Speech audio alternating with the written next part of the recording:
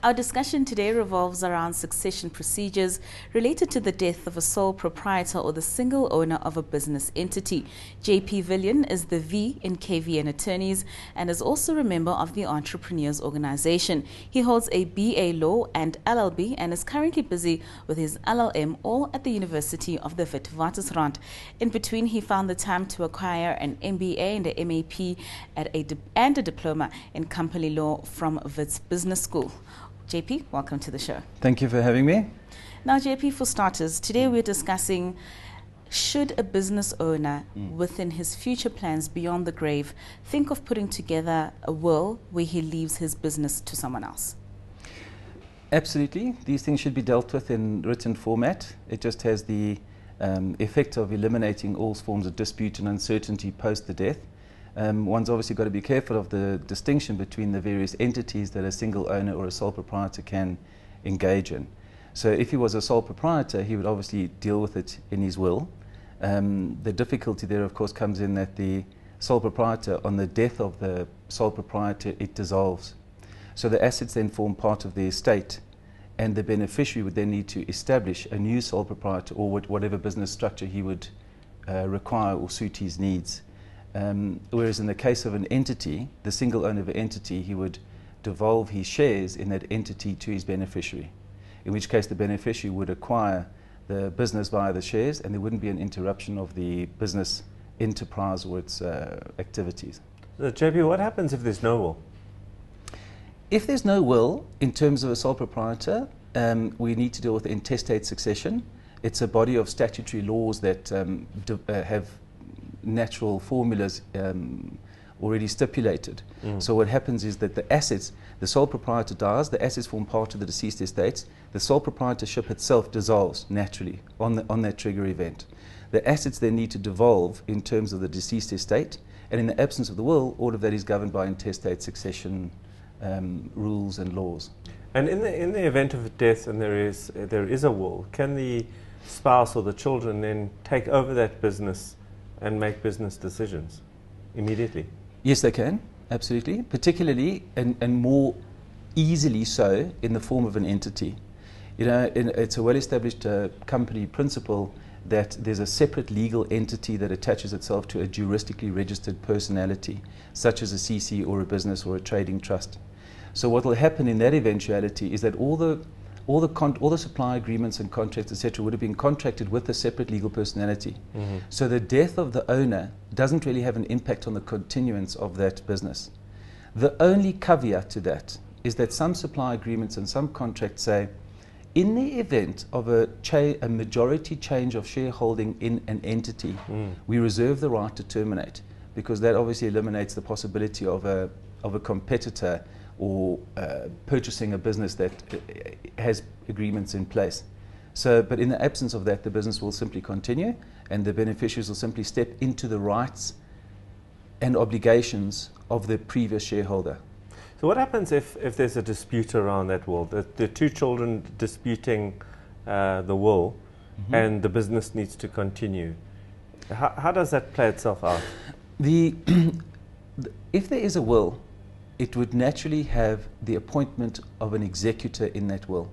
The executor steps into the shoes of the deceased. He's appointed by the master and he gets awarded letters of executorship. So during the period of the dispute between the beneficiaries, the competing beneficiaries for the business, the executor would have an obligation to continue that business and make sure that it is preserved for the health of the partners, if they were to be partners in the future. But certainly one can't let the business simply deteriorate and die whilst the dispute is continuing. Are there certain procedures that the spouse and the children need to go through in terms of applying with a certain office in order to acquire the business, or does it just automatically happen? It automatically happens in that if the will is adequately prepared by a professional, the beneficiaries immediately step into the shoes of the deceased. There would obviously be issues with signatures at banks and introduction of yourself to your customers, etc. But all of those are administrative issues which won't. The will itself is the causa. The will itself is the cause of transfer of ownership. All the rest is technicalities and formalities, but there isn't an interruption as such.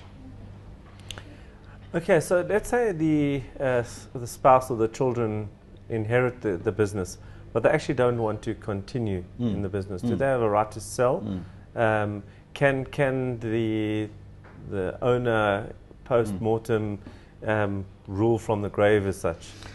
Alon, there's a two-part answer to that, as one would expect from an attorney. The first part of the answer is once you inherit the business, you can't inherit with strings attached. So you step into the shoes of the deceased, which means you acquire the rights, obligations, duties, benefits, obligations that the deceased had.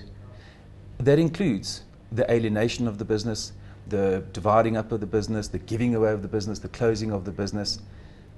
Part two to that answer is if the deceased did have a provision in the will that the business must continue, or it must continue in such a building, or it must continue in such a fashion, the beneficiary at the time of the award in terms of the will has an option to say, I accept it with those provisions, or I reject this inheritance entirely.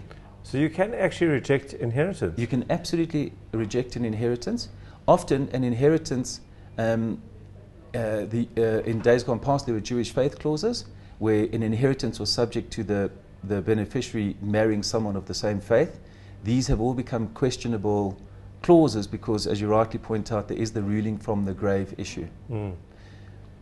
So you can reject a benefit on the basis that it comes with a provision that you are not comfortable with. Sure. In which case one hopes that the will was drafted in such a fashion that there's a fallback position for that particular bequest or legacy or inheritance. Now, JP, in an instance where the children actually do take on the business, are existing clients obliged to continue with the new owners? The answer to that depends on the nature of the business. So had the business been structured as a sole proprietorship, immediately upon the death of the sole proprietor, the business itself is dissolved. It's a natural event of law. In which case, the performances and obligations that were due at the time of death remain due. It's not an escape. But post the dissolution of that partnership, the new partner or the new owner of that business would have to establish a new structure, whether he elected a sole proprietor or whatever he selected. He would then have to go and re-establish all his relationships and agreements. But it's quite clear that performances that are due at the time of the death don't become expunged. It's just continued performance beyond that. And in the case of a CC? But in the case of an entity, the entity itself is a self-perpetuating entity. It's not subject to the continued life of the members or the shareholders. And during the course of that business, the members and the shareholders may change all the time, may not change at all. That doesn't affect the separate legal personality of the entity itself. The entity is a separate registered entity in the same way that you and I have an ID number. A company or a PTY or a CC will have its own ID number. And if your ID number expires, it doesn't mean that the entity's ID number expires. So business as usual. So if you inherit a business and now you're the child of the previous owner, the deceased owner, how do you introduce yourself as the new owner to your clients and etc.? Alon, the answer to that once again is split. If you were a sole proprietor, you would ordinarily find that that sole proprietor was a Unitarian founder of a business who dealt with that business in his own name, and his name was the flagship and his name was the reputation. So his customers would most likely have dealt with him on a personal level. So the incoming partner would have quite a climb, quite a challenge to go and ensure that he maintains those relationships and reestablishes the trust and the history. Whereas with an entity, people ordinarily invoice from the entity, pay the entity, sign a contract with the entity. So the dealings on a day-to-day basis, yes, might be with a representative of that entity, but the business dealing itself is directly with that entity. So the passing away or the change of shareholding or members' interest in an entity doesn't really have an impact on the nature of the business continuing as such. Now, JP, with all the scenarios mentioned, how do we deal with death specifically related to the CIPC? It's a very good question, Katlego, and it's something that's changed quite recently, so it's quite apt. CIPRO used to maintain a share register which people could access to establish the ownership and ownership proportions in entities. CIPCO, as you know, is gone and has been replaced by CIPC. CRPC are no longer interested in maintaining the register as it relates to ownership. They have management, so they have directors. The share register itself is something that is maintained in-house by the private entity, either by the bookkeeper, the accountant, or the managing partner. So it's no longer necessary from a statutory perspective to maintain your current shareholding status at CRPC. Very interesting. JP, thank you so much for joining us. It's my pleasure. Very Thank you for having me. Thank you, Alon. Thanks. JP joins us again next week to discuss how partnership contracts should make provision for the death of a business partner. Now for the MTN Business Quick Tip of the Week.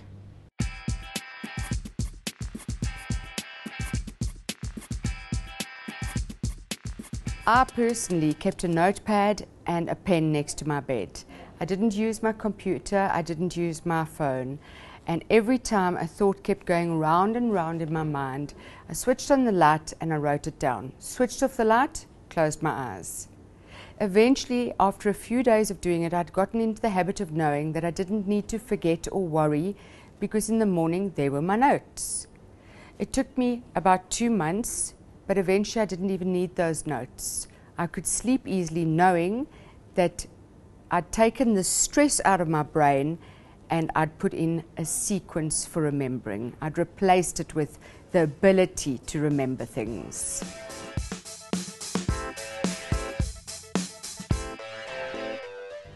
If you'd like to see the show again, log on to www.businessdaytv.co.za, click on shows, and then scroll down to the Big Small Business Show. On the site, you'll also find the entry form to apply for a Raise Corp bursary to the value of 250,000 rands. Now, Alon, today's been a very informative show from Peter and Global Track, Lebu and the Saturday School, and JP's advice for sole proprietors. What's your take on it? Today was for me about appropriate roles. I mean, we started off the show where I said, I'm Katlejo, and you called yourself Alon. And it's about roles. And if you look at the interviews that we had today, I mean, JP sort of highlighted that change happens. You know, in that interview, we spoke about death. And there's a completely, you know, the business has to withstand all sorts of incidents happening. In History Makers, Lebo, my questioning to her was, is the business in the appropriate role for what it does? Should it be an NPO or should it be a for-profit business? And very often, by understanding what the appropriate role is for the business and for yourself within that business, you change the direction of that business. But the person who really pointed it out for me was Peter from Global Track. When I asked him what would be your biggest lesson that you would give to an entrepreneur, he said that you have to change your role from being operational to being in the strategy and the marketing of the business. And too often we as entrepreneurs don't move that quickly between the two, and we're always stuck somewhere between founder's trap and between abdicating our responsibility as an entrepreneur. And it's a very tough balance to find, where you're either holding on too tight or you're letting go too quickly. And I think that's a dilemma most entrepreneurs will find themselves in. And so today is all about the appropriate role for the time in your business. Well said. Thank you so much for joining us. You're very welcome to send us mail to bigsmall@bdtv.co.za. If you'd like to appear on the show, give us feedback or recommendations. Until next week, it's goodbye from me. And goodbye from me too. And remember, if you think it, write it down and make it reality.